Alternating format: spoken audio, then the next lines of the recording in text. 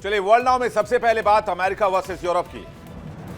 जंग को रुकाने के लिए, जंग को खत्म करने के लिए डोनाल्ड ट्रंप शांति की बात कर रहे हैं, जबकि यूरोप कह रहा है कि यूक्रेन किसी के दबाव में नहीं झुकेगा। ट्रंप के खिलाफ यूरोप के कई देश मोर्चा खोलकर खड़े हैं। ट्रंप और यूरोपीय देश आमने सामने हैं और अपनी अपनी तैयारियों में लग गए हैं।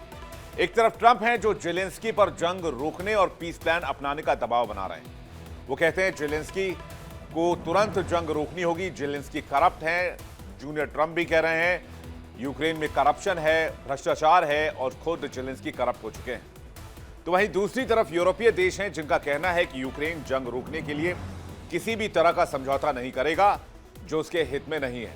और यही तनातनी अब जबानी जंग में भी बदल चुकी है। वार पलटवार का सिलसिला भी शुरू हो गया है।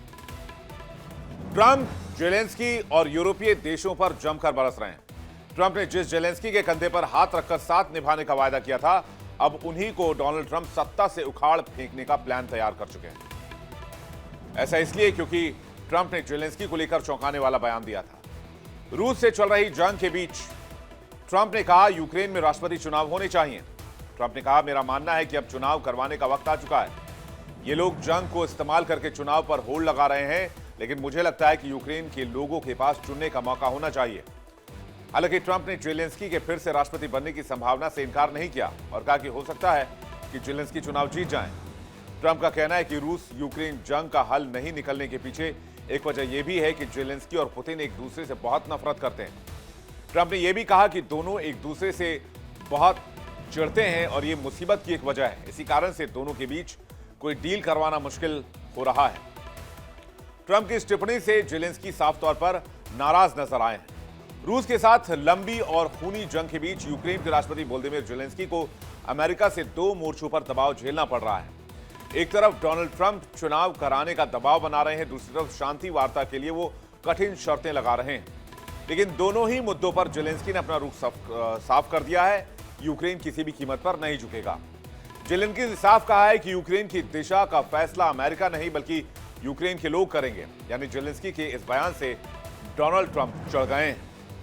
जेलेंस्की ने ट्रंप को क्या क्या जवाब दिया है, जरा ये देखते हैं। कह रहे हैं कि ट्रंप के यूक्रेनी लोकतंत्र पर सवाल ट्रंप ने उठाया है, मैं चुनाव कराने के लिए तैयार हूं। अगर सहयोगी देश और यूक्रेन की संसद मदद करे तो अगले 3 महीने में चुनाव करा सकते हैं। यह यूक्रेन के लोगों का मामला है, दूसरे देशों के लोगों का मामला नहीं है। मेरे पास इसके लिए इच्छा शक्ति भी है, तत्परता भी है और युद्ध के बीच वोटिंग कराने के लिए 3 गारंटी चाहिए। यानी जेलेंस्की कह रहे हैं कि हमें गारंटी दो, तब हम चुनाव कराएंगे। तो पहली गारंटी क्या है? पहली गारंटी है सुरक्षा की गारंटी। यानी फिर से अब यूक्रेन को हथियार दीजिए, उसकी सुरक्षा कीजिए, उसे डिफेंस सिस्टम दीजिए। ये एक कार्ड खेल गए यहां पर जेलेंस्की। उसके बाद कह रहे लॉजिस्टिक्स और कानून की गारंटी भी चाहिए। यानी जेलेंस्की चुनाव की आड़ में हथियारों की एक बड़ी खेप चाहते हैं अमेरिका से, जिसमें सुरक्षा की गारंटी वो मांग रहे हैं। और सुरक्षा बिना हथियारों के हो नहीं सकती, बिना नेटो अमेरिका के इन्वॉल्व हुए हो नहीं सकती। जेलेंस्की ने ऐलान किया है कि यूक्रेन 3 महीने में चुनाव कराने की तैयार है, लेकिन अगर पश्चिमी साझेदार सुरक्षा दें तभी यह संभव हो पाएगा। जेलेंस्की ने कहा कि 2 मुख्य सवालों का समाधान जरूरी है। पहला कि सैनिक, लाखों विस्थापित लोग और कब्जे वाले क्षेत्रों में रहने वालों को मतदान का अधिकार कैसे दिया जाए, और दूसरा कानूनी रूप से चुनाव कैसे कराए जाएं जब देश में मार्शल लॉ लागू है। दरअसल जेलेंस्की का 5 साल का कार्यकाल पिछले साल मई में ही खत्म हो गया था, लेकिन यूक्रेनी संविधान युद्धकाल में चुनाव कराने की अनुमति नहीं देता है। उनके राजनीतिक विरोधियों ने भी बार बार यही कहा है कि सुरक्षा और राजनीतिक स्थितियां ऐसे समय में चुनाव कराने की इजाजत नहीं देती हैं। विपक्षी पार्टी के सांसद सेरही राखमानिन ने कहा, जेलेंस्की का यह फैसला केवल नुकसान पहुंचाएगा। जेलेंस्की सेनापति हैं और देश ऐसी स्थिति में है जहां हमारे पास ऐसी विलासिता नहीं है। चाहे हमें उनसे जैसी भी शिकायतें हों, चुनाव सिर्फ दुश्मन की ही मदद करेंगे।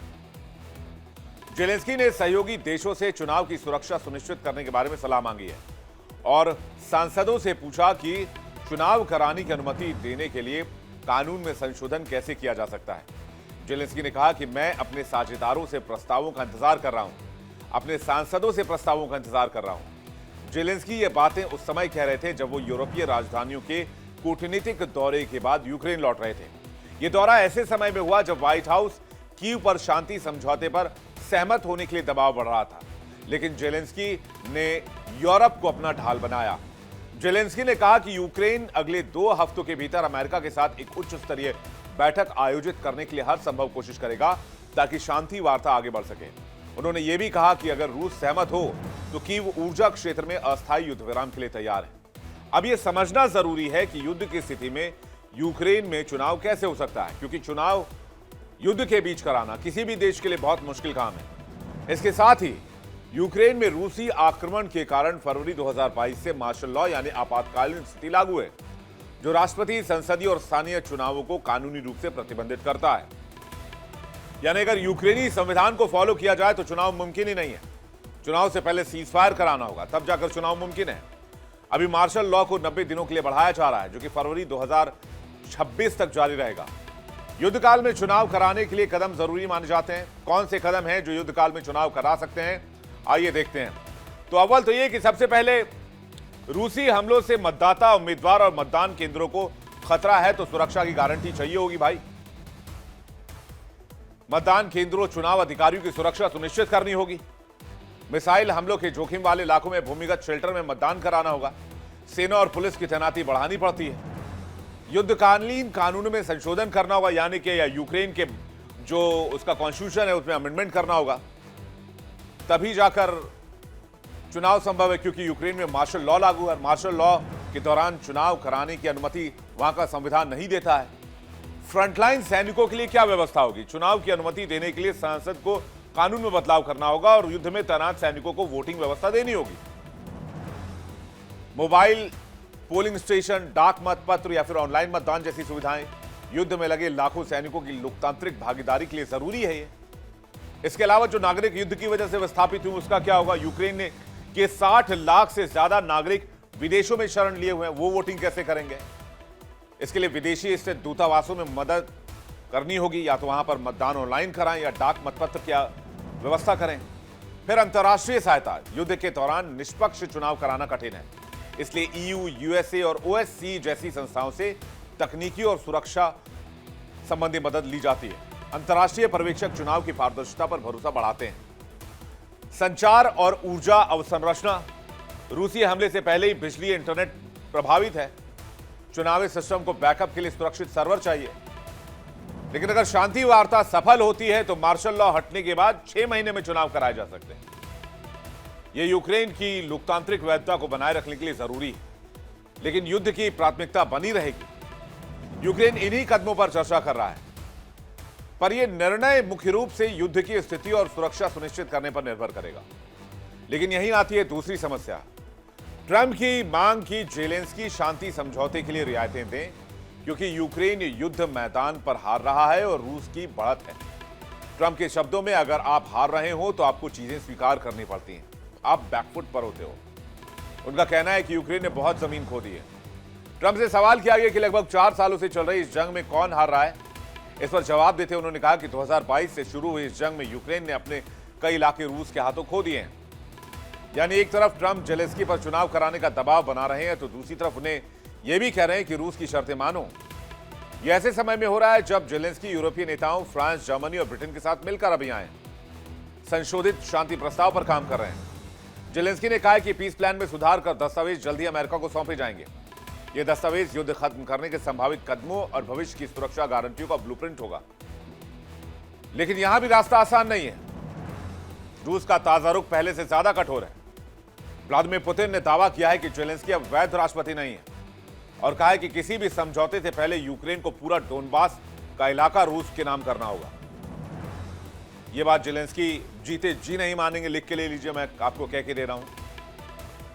और इसलिए डोनाल्ड ट्रंप कह रहे हैं कि इन दोनों के बीच 36 का आंकड़ा है, बहुत ज्यादा नफरत है, इसलिए इन दोनों नेताओं के बीच सीज फायर नहीं हो सकता। इसलिए डोनाल्ड ट्रंप प्रेशराइज कर रहे हैं कि इलेक्शन कराओ, जेलेंस्की की जगह कोई दूसरा लीडर आए तो शायद वो पुतिन के साथ बैठने के लिए तैयार हो जाए और पुतिन उसके साथ बैठने के लिए तैयार हो जाए। जबकि जेलेंस्की डोनबास और डोनेट्स्क को लेकर कह चुके हैं कि यह शर्त बिल्कुल अस्वीकार्य है। वहीं ट्रंप ने इससे पहले जेलेंस्की के रवैये को लेकर नाराजगी जाहिर की। ट्रंप ने कहा था कि मैं थोड़ा निराश हूं, लेकिन राष्ट्रपति जेलेंस्की ने प्रस्ताव अभी तक पढ़ा ही नहीं है। रूस इसके लिए तैयार है, लेकिन मैं नहीं जानता जेलेंस्की तैयार है या नहीं। ट्रंप ने दावा किया कि यूक्रेन की जनता प्रस्ताव को पसंद कर रही, जबकि नेतृत्व संकोच कर रहा है। यही नहीं, अभी जूनियर ट्रंप भी यूक्रेन विजिट करके गए। उन्होंने विजिट करने के बाद जबरदस्त एलिगेशन लगाया। डोनाल्ड ट्रंप के बेटे जूनियर ट्रंप ने भी जेलेंस्की पर जानबूझकर जंग नहीं खत्म करने का आरोप लगाया। जूनियर ट्रंप ने चेतावनी देते हुए कहा कि ट्रंप यूक्रेन जंग से पूरी तरह पीछे हट सकते हैं। यूक्रेन के अमीर और भ्रष्ट लोग देश छोड़कर भाग गए।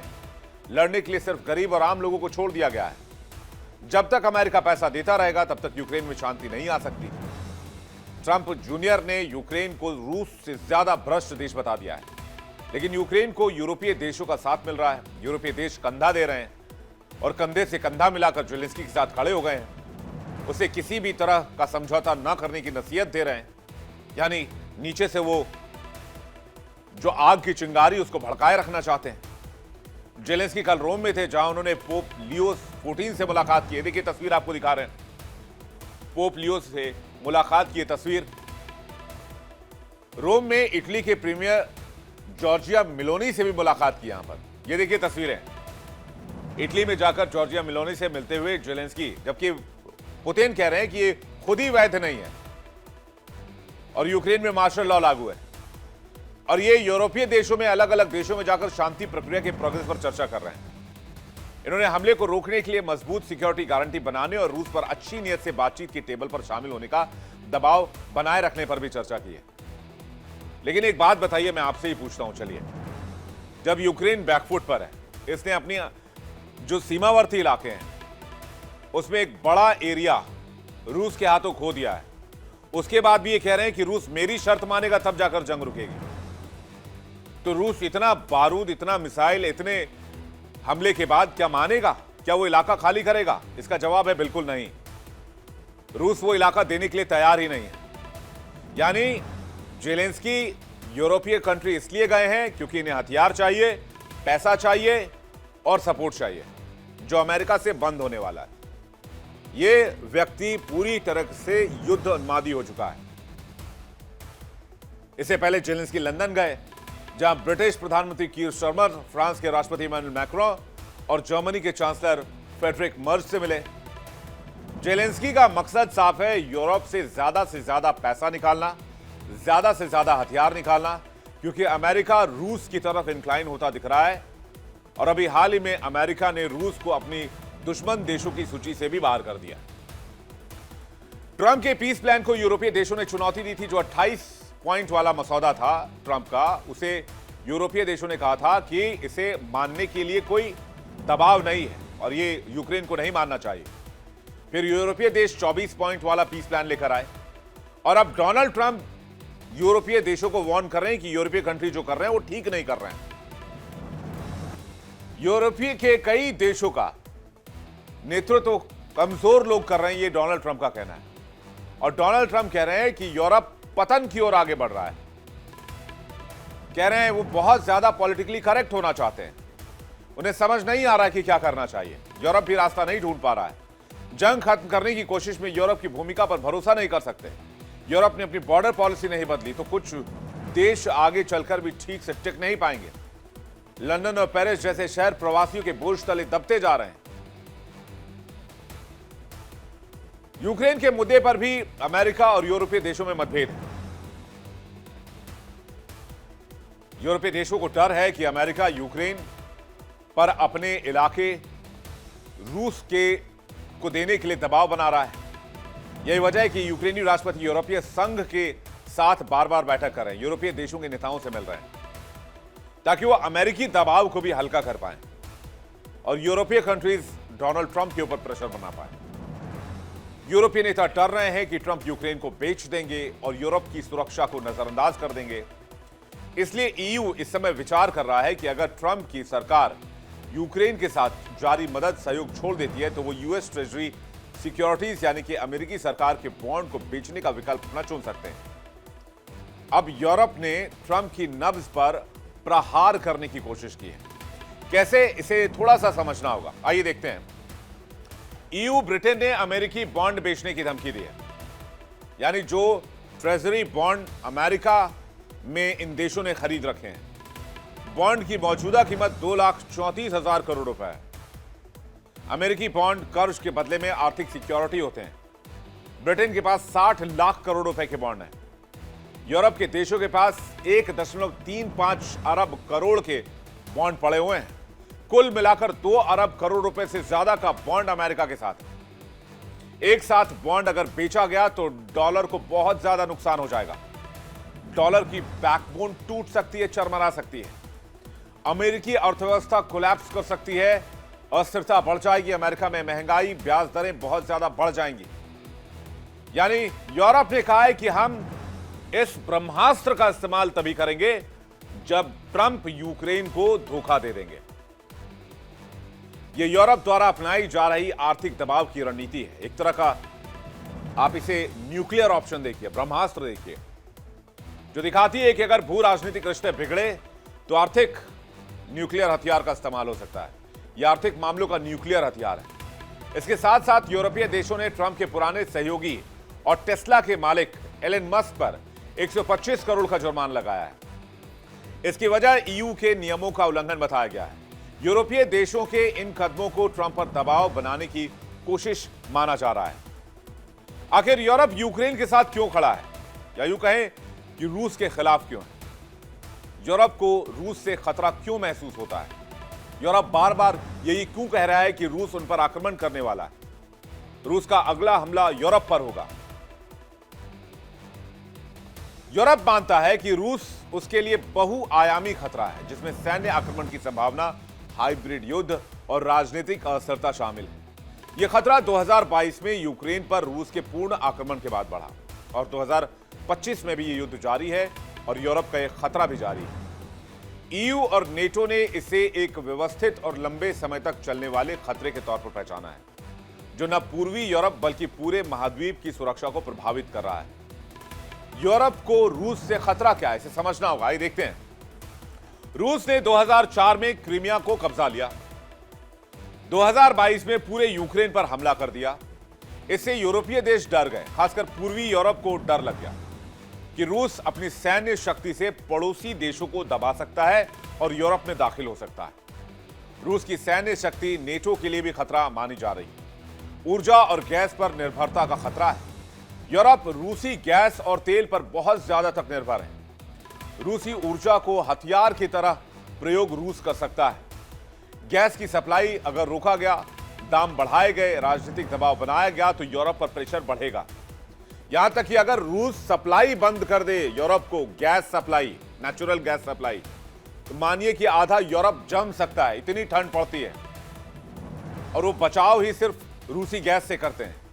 यूक्रेन युद्ध के दौरान रूस ने कुछ देशों की गैस सप्लाई काटी, जिससे यूरोप में ऊर्जा का संकट गहरा गया। इसके अलावा अगर साइबर हमलों की बात की जाए, रूस की साइबर क्षमता बहुत एडवांस्ड है। यूरोप के देशों पर हैकिंग, रैंसमवेयर, बैंकिंग और इंफ्रास्ट्रक्चर पर हमले हुए हैं। प्रोपेगेंडा का भी खतरा है। रूस पर आरोप है कि वो यूरोपीय देशों में प्रोपेगेंडा फैलाता है, गलत सूचना, fake news campaign, social media manipulation करता है। इससे यूरोपीय देशों की लोकतांत्रिक संस्थाओं और चुनावों पर असर पड़ सकता है। भौगोलिक विस्तारवाद जो सबसे मुख्य मुद्दा है। रूस सोवियत क्षेत्र में अपना प्रभाव बढ़ाना चाहता है। वैसे भी पुतिन का सपना है यूएसएसआर का अखंड रूस बनाने का, जिसे बेलारूस, जॉर्जिया, मोल्दोवा, आर्मेनिया में खतरा है। यूरोप को डर है कि रूस पड़ोसी देशों में हस्तक्षेप कर सुरक्षा को हिला सकता है। इसके अलावा न्यूक्लियर और मिसाइल खतरा भी है। रूस दुनिया की सबसे बड़ी परमाणु शक्ति है, अमेरिका से भी बड़ी। यूरोप के कई शहर रूसी मिसाइल के रेंज में आते हैं। यूक्रेन युद्ध के दौरान रूस ने कई बार न्यूक्लियर चेतावनी भी दी है। इससे यूरोपीय देशों में सुरक्षा को लेकर बहुत ज्यादा चिंता बढ़ गई है। ट्रंप और यूरोपीय देशों के बीच लगातार खाई बढ़ रही है। इस तनातनी के बीच ट्रंप को अब रूस से समर्थन भी मिलने लगा है। अमेरिकी राष्ट्रपति डोनाल्ड ट्रंप ने एक बार फिर साबित कर दिया है कि उनके दिल में व्लादिमीर पुतिन के लिए सॉफ्ट कॉर्नर कहीं ना कहीं है। और सॉफ्ट कॉर्नर भी छोड़िए, ऐसा लगता है उनके दिल में पुतिन के लिए कोई खास जगह है। ट्रंप ने अमेरिका की नई नेशनल सिक्योरिटी स्ट्रेटेजी जारी की और उसमें चौंकाने वाली बात यह रही कि रूस को अब अमेरिका के लिए डायरेक्ट थ्रेट नहीं माना गया है। यह फैसला ओबामा और बाइडेन प्रशासन की नीतियों से यूटर्न है। यह बदलाव 5 से 7 दिसंबर 2025 को जारी एनएसएस का हिस्सा है, जो ट्रंप की अमेरिका फर्स्ट और फ्लेक्सिबल रिलीजियम नीति पर आधारित है। दस्तावेज में यूक्रेन युद्ध को जल्द खत्म करने को अमेरिका का कोर इंटरेस्ट बताया गया है। साथ ही यूरोप को सिविलाइजेशन इरेजर का सामना करने वाला कहा गया है, जो नेटो पर अमेरिका के बोझ की आलोचना करता है। चीन को अब सबसे बड़ा रणनीतिक प्रतिद्वंदी घोषित किया गया है। यह बदलाव रूस के 2014 के कीमिया कब्जे और 2022 के यूक्रेन आक्रमण के बाद की कड़ी भाषा से यू टर्न है।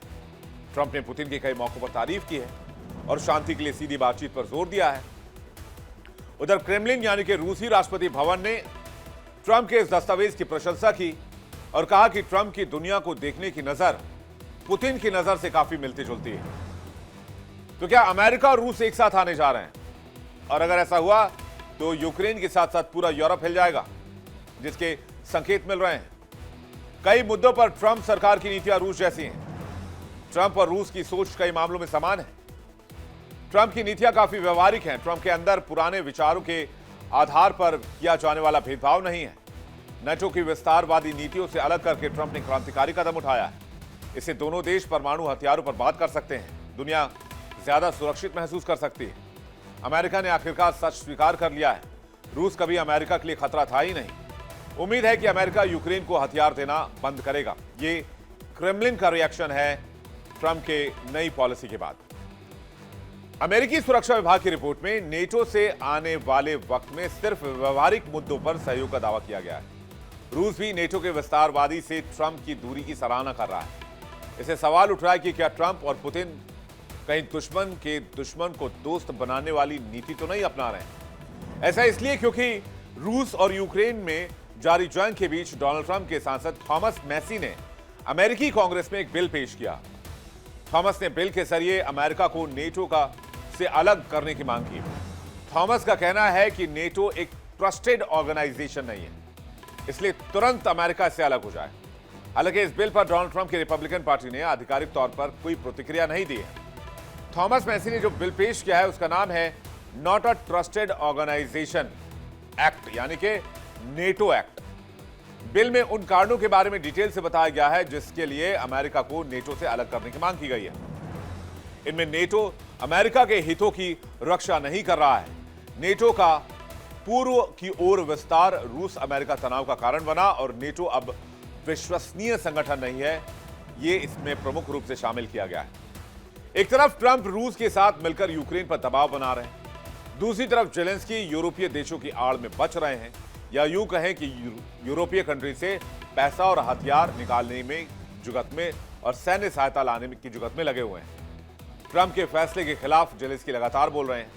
हालांकि अगर अमेरिका यूक्रेन सैन्य सहायता खत्म करता है तो जाहिर सी बात है यहां पर यूक्रेन और बैकफुट पर जाएगा और कई ऐसे हिस्से हैं यूक्रेन के जो रूसी कब्जे में जा सकते हैं और जिसके बारे में डोनाल्ड ट्रंप ने बार बार जेलेंस्की को चेतावनी दी।